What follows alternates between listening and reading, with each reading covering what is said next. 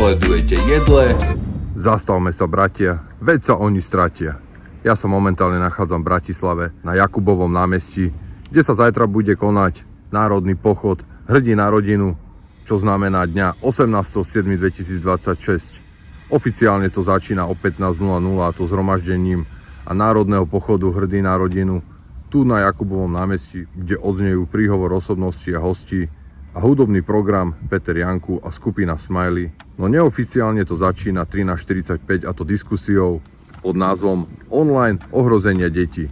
Tiež na Jakubovom námestí moderátorom bude Tomáš Kovačík a diskutujúci Jozef Halko, katolícky biskup, Jan Hroboň, evangelický biskup, Jana Michalíčková, právnička a Jozef Mikloško mladší, detský ombudsman.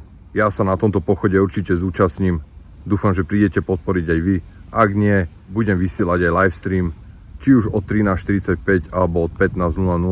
Minulý rok sa to uskutočnilo tu za mnou, no momentálne, ako vidíte, tak je to v Prerábke.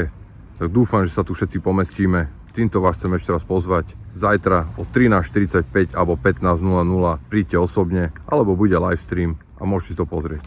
Týmto sa s vami lúčim a uvidíme sa zajtra na národnom pochode Hrdí na rodinu. A iba obozretnosť, spravodlivosť, odvaha a správna miera. A vidíme sa. Informácie z prvej ruky.